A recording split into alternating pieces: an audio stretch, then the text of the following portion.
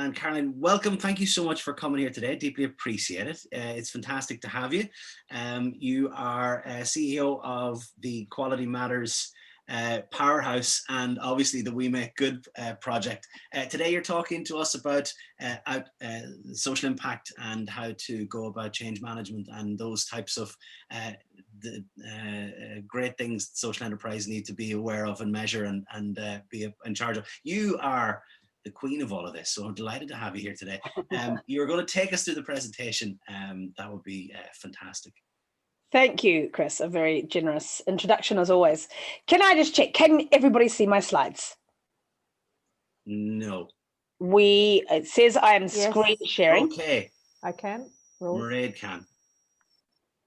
Okay. Can everybody else? Juliet, can you see them? I can, Caroline, yeah. Excellent. Great. Okay, we're ready to go, guys. Okay, so I'm going to give you a half an hour whirlwind tour around some of the key aspects of outcome measurement. What I hope is that over this, sorry, I'm just seeing how I move this on. Okay, there we are. What I hope is that if you know this already and you've done some of it, you will learn a few little bits new. For those that have done it, but maybe because of COVID have taken a little bit of a break because, look, we've all had so much on. It's a bit of a refresher and a reminder of how important this is. While also, I'd love to acknowledge, it is really hard. It's hard to make the time to do this, but we really, really regret it if we don't. And I mean, every social enterprise I know is still reliant to some degree on philanthropy and state investment to subsidize our business model. And what that requires in return is data. And that data needs to be good. And that data in the end needs to show what change we're making and how valuable that is. So if we don't have it, we're at an extreme disadvantage.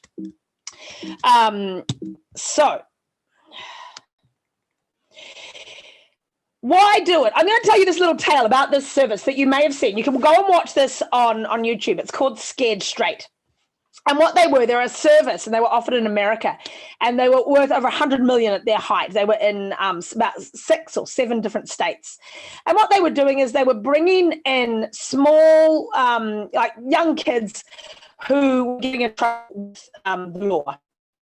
And they were bringing them into prison, and pretty much as the heading tells you, they scared them witless. And you can see the guy doing it there to this young lad. And this was on TV. It's a TV show, so you can look it up and see it. It's pretty horrific, I think, to our modern eyes. It looks like traumatizing and terrible.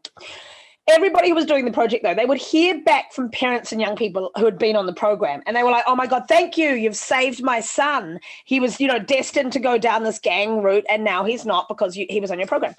And some of the young people as well would ring up and say the same thing. So all good, right? Yes. Well, that's why it became so big, and until they did a randomized control study. So that means they looked at young people in the program and then young people outside of the program. And they looked at what changed for them as a result of going on this program. What they found is that it made things worse. Now, it took 5 CTs, and these are very expensive studies, as we all know, in order for them to stop this program in some places. It's still going in others. That's because the narrative fallacy, this works, that what we do, scaring young people, is a great idea. Is that appealed to a lot of people. But what the data showed is that it actually made things worse. Young people were more likely to commit crimes if they'd been on this program. I like this because it shows that often what we see and what we feel and what we experience is people telling us the positive things. And we can't use that to judge the success of our program and to assess our impact. We have to use something more scientific. So here's a little scale. And this shows where most people have come from. Very rarely are people doing nothing now. Often people are getting outputs. But what we're trying to do is really bring social enterprises up into kind of 6 and 7, which is looking at the change in outcomes that people experience over time and learning from data. If you get into a big 3-year program, or you're really trying to do it well, you might move up into social return on investment or benchmarking of outcomes. That shows you what each of those points are. And what we need to remember is that we need to get up. The basics, guys, you know this, but I'm just going to do a quick reminder. Outputs are a count of what you did. Outcomes are what changed as a result, and outcomes is where we're interested. That's the data that our funders and the philanthropists and actually our service users want to know. And still people get these mixed up as well. So even though we know it, it's always good to have that reminder. Okay, now this is a big one, and people often talk about impact as synonymous with outcomes, but we'd like to put something else in place, another definition in place of that confusion. An outcome, we know, is the change that occurs for people as a result of doing something. An impact, though, describes this together, but it looks at more bits of information to make a full story. It looks at what we might call in academia the counterfactuals. What would have happened anyway, and how much of that change was due to you. That can also be called dead weight, what would have happened anyway, and attribution, how much was due to you. So really, when we want to get into impact assessment, we need to ask them slightly more difficult questions. But we can never do that. We can never look at impact unless we've first got really good outcome data. And that's what I want to focus on. So what do we do? The first thing you need to do is your stakeholder map. And we're going to leave out people like the board or the funders. We want to know who are the beneficiaries of your service, who is getting change from what we're doing with them. That's our first thing that we need to know. The next thing that we need to know is we look at our medium and short-term outcomes. So what happens to them as a result of an activity? And now often you'll call these preconditions as well. So things like improved self-confidence, attendance, engagement, participation. And they're the things that we need to have people experience so that they can get the long-term benefit, because often the long-term benefit happens a year or two down the track. It could be after our intervention has completed. So we may only see, while our participants are with us, some of the medium-term outcomes. And if we were talking about the SAIL project, the sailing program, the confidence, the sense of self, the self-belief may happen while the young people are on that program, but 6 months later, it may have changed the way that they engage in school or their behaviours with their parents, or maybe with local violence or social, socially negative behaviours may have changed. And so that would be a long-term outcome, very valuable, happening after the end of the program. So we need to be able to think both in a pathway of outcomes and also think about short-term and medium-term. Let's go on. The long-term ones are the ones that we really value. We value them, the participant values them, probably a funder or a state department or someone like that also values these outcomes. And they're the really big things: improve relationships, reduction in mental health, that kind of thing. So we know we're after that. We need to record that. I want to talk about a good way to get these in order is you create your end user journey. So your client, your young person's journey. And by looking at what happens for them as they go along the path, this can also be called a theory of change, or part of a theory of change. We get to see what happens at the beginning, the middle, and the end. And this helps us decide where we're going to measure. What do we want to measure here? And we might often want to measure something in the middle and something at the end, and kind of have an awareness of these things at the beginning. So this is quite a common chain. First, someone becomes aware of what we do, and then they need to engage with us. Now, if we don't get the awareness right, we're not going to have enough people on our program. Then we need them to become more confident, or maybe to identify with our content. Then we need knowledge for them to learn new things. Then we need attitudinal change, often, and then skills. So skills is the practical application of the attitude change and the knowledge. Then we need a behavioral change. Now, this is the bit. So often people are quite good at 4 and maybe 6, maybe a bit of 5. People can be quite good at that because we're used to that. That's school. You can say, how much did you learn? But what really counts for us when it starts to get very valuable is a behavioral change. And we all maybe know that, because I'd say if you're anything like me, at some stage you've tried to give something up, whether it was smoking or eating too much cake or drinking too much wine, or maybe not exercising, anything like that. We've tried to change our own personal behaviors so that we're more healthy. And bless you if you've never had to do that. And that behavior change, we know when we come out of our course, don't we? Our anti-smoking course or our first Weight Watchers session. We're full of inspiration. We're inspired by everyone, inspired by the teachers. We have this huge belief. And we have more knowledge and confidence because it's been an amazing course. But if any of us have done that, we know. And New Year's resolutions is a good one here. Is that 2 months later, how many people will have kept up that motivation and made that behavioral change in a way that's consistent? And we know from all of the data everywhere that that's a much, much smaller amount of people that left the program saying, yes, I will. So this is really important because it's easy to get 4, 5, and 6. It's really hard to get 7, 8, and 9. It's expensive, it's time consuming. And if we're going to do it well, we have to do pre and post assessment. So I'll talk a little bit about that. But what's really useful if you're coming back to your outcome work after a while of not doing it, pick your core stakeholder group, write out their user journey, and then decide what points you're going to pick information up on. And you may be good to do one in the middle and one at the end. Okay, now we've gone too far. And this is important, and I'm starting to speak here to some kind of concepts that will come under social return on investment, which is when you start to put valuations on your outcomes and have kind of a cost-benefit assessment. So look at this. Look down the bottom here. We have these kind of trails here, you know, of the service user pathway. Training gets us a job, gets us more money. What we call a well-defined outcome here is the bit that we would value out, and where it's meaning no assumptions. Now, what do I mean by assumption? Often in a program, they'll say, I want you to have a job. That's what the government will want you to count. But as providers, we have to be a little bit more critical, because do jobs always make people happy? That's a question for you guys. Do you guys want to turn off your mics and answer me that for a minute? Does a job always make a service user happy? No. How come? Why wouldn't a job make someone happy? Well, it depends on the type of job. So it depends on the role satisfaction, how much they're getting paid. And in some cases, definitely when working in disability services, they might be missing out on other good quality stuff while they're in the role. So it doesn't necessarily always tick the boxes. Absolutely. They could be bullied, harassed, feel like they don't fit in. They could have no job security. It could be not the kind of job that they want.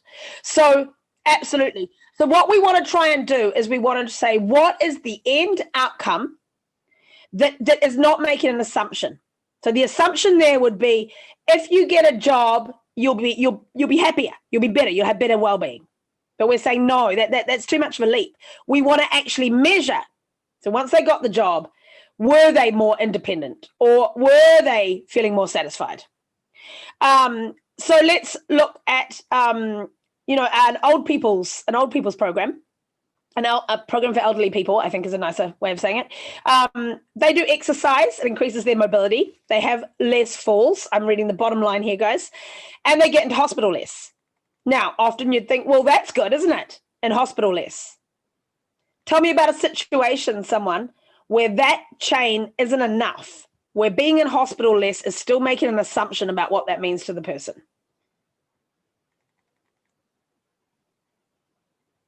Can anybody? When would an elderly person being in hospital less not be the ultimate goal? I don't know if I'm understanding the question correctly, but I suppose it's the options really for older people lately is do they have home care so they can stay at home, or can they, so it's the I'm not quite sure if I understand the question. Say the question again. So under the so what category, the bit here, this is often what we will be encouraged to measure from our funders. Or it might even be one less. It might be less falls, getting a job. Yeah. And what I'm trying to say is there still an assumption here? Do we need to go a bit further to understand what changed for our service user? Absolutely. It'd be because like being in hospital less really isn't, it's about being safe and being at home, and about having company and having a good outcome being at home. It's not just about not being in hospital, it's about having a good outcome at home. Absolutely. You've got it. So what we're looking at there is maybe dignity, or maybe life satisfaction, or maybe feelings of security, or being cared for, or isolation. These are the things. So we need to be careful of this chain. So remember, we're going through, I'll just show you Oh, I won't do it. So there's that chain of events that we have, that we say, this is the journey. What we need to be careful of is when we measure something at the end, we want to measure the right thing, not too early and not too late. And there's a bit of an art in this. So here, not just the job. We want to say, did the job give you did it improve your life? We've gone too far if we go quality of life, happiness, or well-being. Does anyone want to see if you can tell me why that is? When we talk to each other, we'll use those words. We'll say, oh, well, is their well-being improved? But why, when we do outcome measurement, is this a bit dangerous? You can't measure that. Like you have to measure it on an individual basis, though. You have to actually be able to do specific measurement as well. It's nearly a leap too far. And like, what is quality of life? There we are. Yeah. So, because it's a big thing. So maybe they get a job, they love the job, but they get cancer or they get divorced and their quality of life goes down. So what we have to do is we have to take the bit of this. So these are all almost synonyms. We have to clarify the bit of this that we can be responsible for, because quality of life is huge. And potentially, I mean, my quality of life reduced when Ruth Bader Ginsburg died. Yeah. So that's immeasurable. But, if I was in a program, did they help me, meet more people? Now that's what, so was I less isolated? That's the bit that we can be responsible for. Okay. So now we know we've written out our journey for the client user, for our service user. We've made sure we haven't gone too far. We haven't said well-being. We've defined the piece of well-being that we are responsible for. Great. Now we have to look at getting some indicators or tools. So this is often a questionnaire that we'll ask them. That's often what it is. It can be other things, and I'll talk about that in a minute if I have time. So what we want to do here is we want to ideally do pre and post. So this is going to give you much better data. So if the one big outcome you're looking for, if you could get the pre and post, which means you get a form with questions, and it's either a validated tool. Do you guys, when I say validated tool, do you know what I'm talking about? A validated tool means that a university or another outfit like ourselves, a research institution, has done research on it, often big statistical testing, to say this measures what we want it to measure and it's reliable. Now you use one of those if you can find one that matches what you're trying to measure. So independence or dignity, financial independence. But if what you're looking for doesn't match the tool, you write your own. Okay, so the main thing is that the tool is measuring what change is happening for your service users. And Chris is going to send you the slides, and there's about 9 databases on the end of the slide deck that will help you find those indicators and tools when you need them. So you might use two. So see here, here's the service users chain of events. They got improved self-esteem, enhanced pro-social behavior, aren't we sounding like a sociologist? And then increased in social connectedness. So they decided to use two scales in this particular program. One is Rosenberg's self-esteem. It's only 7 questions, and they would have done that at the beginning and the middle and the end of the program. And then the friendship scale, and they would have done that at the beginning and the end of the program. So all in all, it would only take the service user about maybe 7 minutes to complete. But of course, for the organization, it's a bit of a big deal because they have to introduce it and they have to do consent and they have to think about where they store it. They have to make sure that every form has a unique identifier. I've seen a tragic situation where a social enterprise it was a UK-wide one, and they had literally 10,000 people fill in a form, pre and post, and they had no unique identifier. Imagine being the person responsible for that. So there was no way of analyzing any of the data. So we always want to make sure that we have a name or an initial or a date of birth so that we can match up what they did before and what they did after. So there we can see that. Okay. Now, you've got ways to get this information as to what change they experienced. And there's only 4 ways. And I have a standing, if anyone can give me a 5th way, I buy them a bottle of wine. Okay, so I have a standing bet. You guys are all encouraged to participate. There's 4 ways. And this, I've never seen this in a book. This is our own kind of summary of the field. So that's why there's a wine competition. Okay. The first one is the person's view, your end users view themselves. There'll be a service user questionnaire. It could be a focus group. It could be interviews. And often it will be scaled, not qualitative, which is the storytelling. It will have a numeric, some kind of 1 to 5, 1 to 10. And that way we can put it together in a report and use statistics to help tell our story. It could be an observer's view. So this is particularly useful when we have clients who might be slightly compromised in either cognition or communication. So it could be with young children. It could be with someone with a head injury. It could be with someone with an intellectual disability. Or you might get the observer's view and the person's view. So we've worked before with people with disabilities who were non-verbal, and we still got their perspective. We made them do a survey, but instead of telling us numbers, we draw a big line on the ground, and they had to go and stand at a point on that with their support work person next to them, and that worked out fine. So people can do this stuff quite easily, and it can be useful. Obviously, if we're doing a big evaluation, we want to use 2 of these. The other thing is we record actions. So it might be like getting a house, getting a certificate, becoming drug-free. All of that will be an action. We need to find out that it happened. We don't need to actually ask someone's opinion. And the last way of doing it is a test, like we would do in school or university. So in each case, we need to decide what tools we're using and the methods that we're using it. So across all of those, whether it's the client, someone, an observer, like a teacher or a parent, we can do the following. We can do interviews, focus groups, surveys, or data capture from some sort of system that we have. If you're using surveys, you can do an annual one, and the questions are different between pre and post and annual. So if we're doing a pre and post, remember you need to have, in the last month, where are you? Or how are you now? And then we compare that at the beginning and at the end. If we're doing it once a year, we say, tell us the amount of change that you got in the last year. So we call that a post hoc survey. We're saying, what happened to you? Post is much more reliable and much more academically rigorous.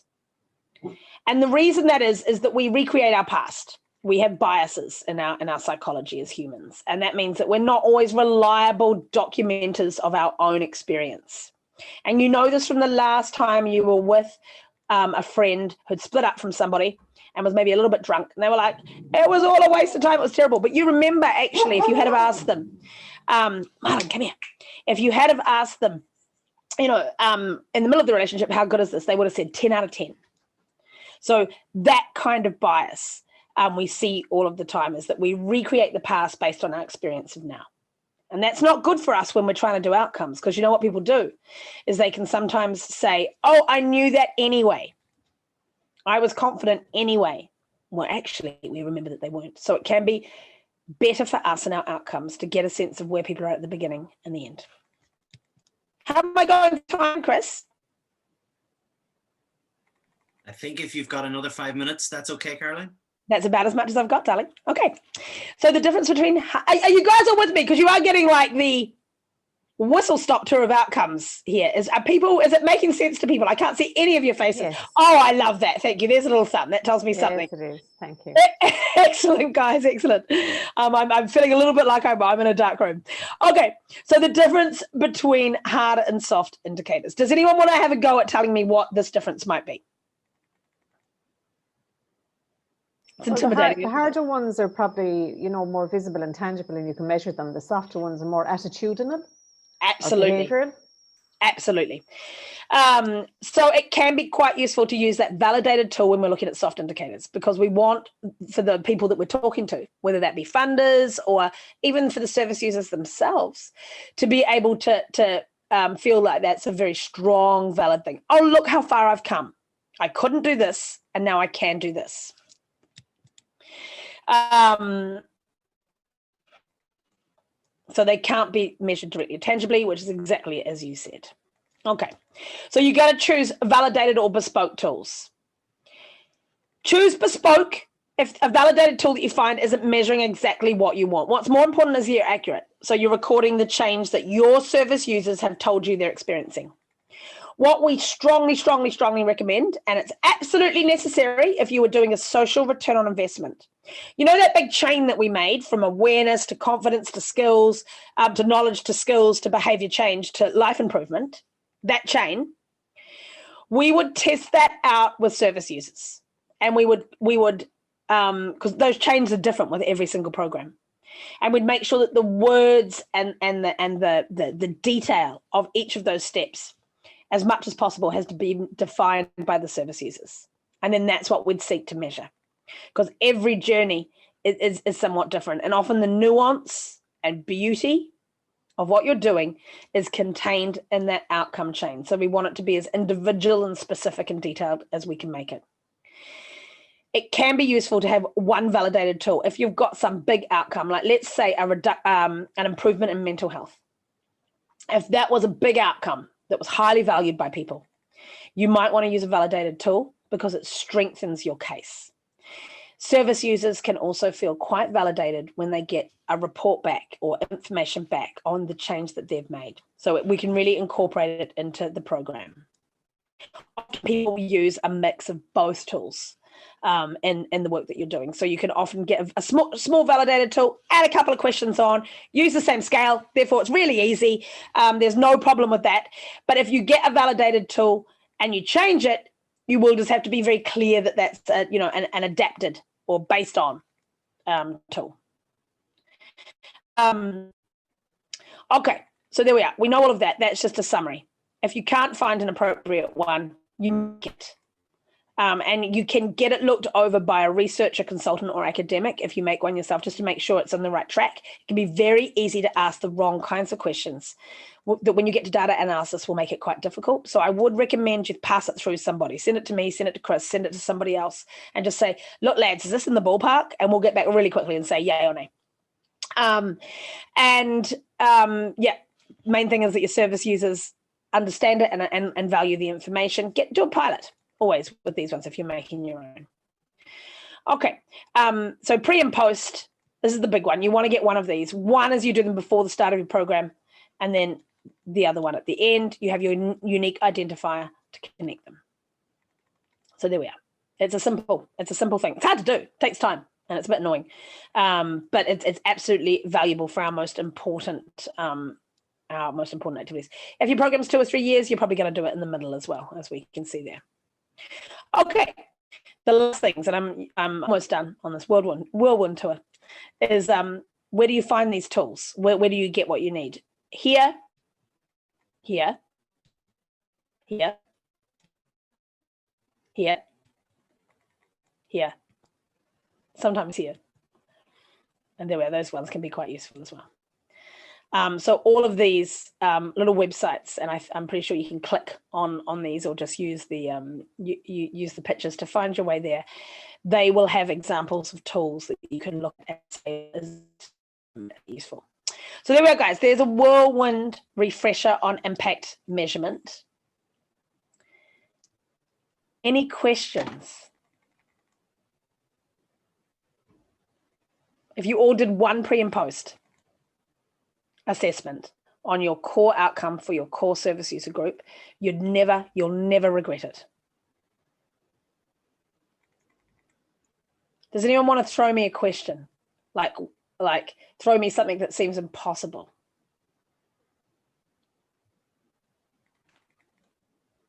Well, first off, I think there are questions. They're all been very shy. However, Caroline, that was a whirlwind. That was ridiculous. I am so impressed that you managed to get so much content into that.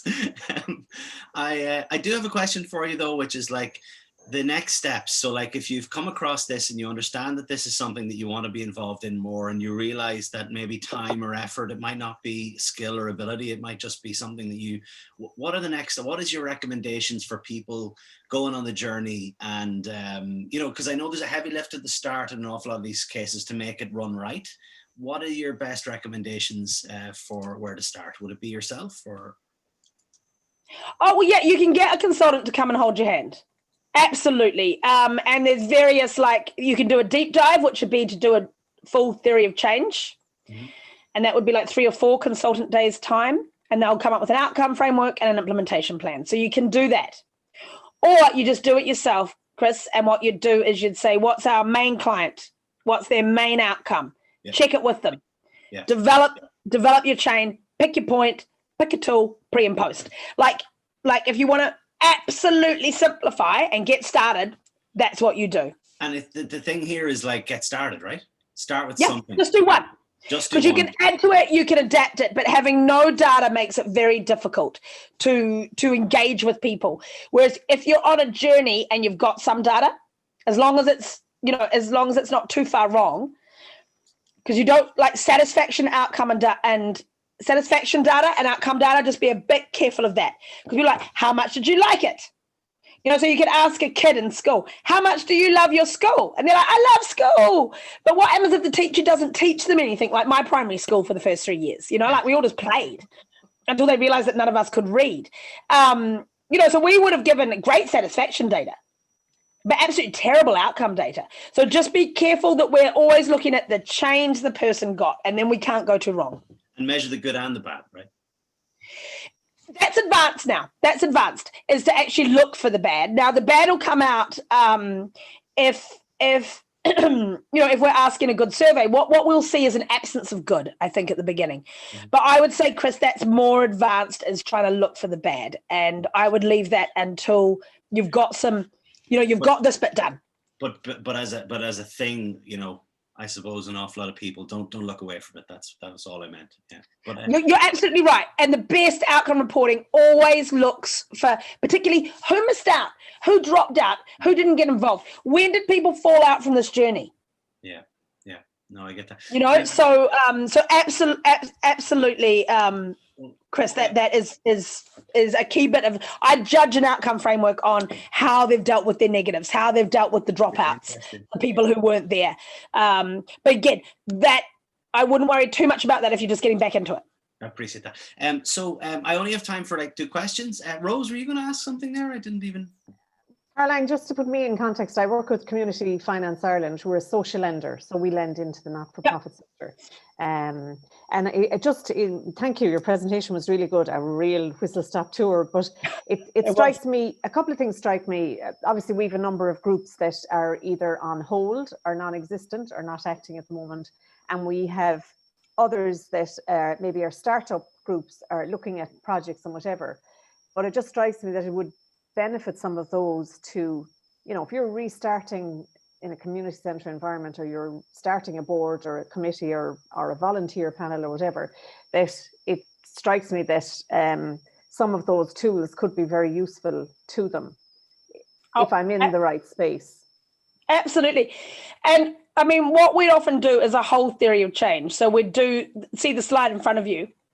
We do that for all of the key stakeholders. What's the journey we want them to come on? And we'd say, what are the activities that we're doing? And is it going to get them here?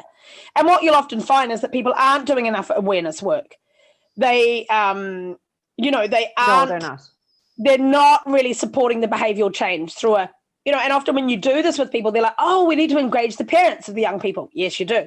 Oh, we need to have an aftercare group. Yes, you do. So that kind of thinking helps you say, is what we're doing creating this journey? Or is there bits we're missing? And often there is, because, because we're human and because designing programs is hard.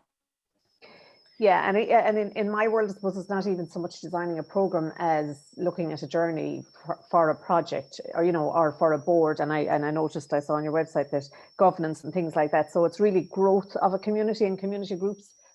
While in, let's take the standard community centre that offers a number of services. So the group who run and manage that need to grow as their vision grows.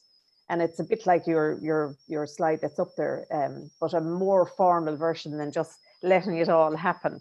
That they sit down at the beginning and say, where are we headed? Sit in the middle, are we going there? And sit at the end and say, did we get there? And I mean, really, you want to know, like the other thing that outcome data kind of gets you is, well, when do you go from one step to the next? And are we losing people along the way? And, if you're looking at a board and governance, oh my God, you often lose people at knowledge and behavior change. Yeah. You know, they learn a bit of stuff, but do they ever actually go and do it? Well, often not, because maybe our supports or our program or the pressure or the whatever it was, maybe it wasn't in the right way. So yeah, they don't progress in the way that we want them to. Oh, very useful. Thank you. Great. Lovely to meet you, Rose. Excellent. We've got time for one more question. I don't know if, Juliet, were you going to ask something there? I didn't even know. Oh, you weren't? Okay. No, I'm absorbing, Chris. Now, Juliet, so you know, we sometimes teach this on a master's course over a day and a half. So obviously there's a lot more detail.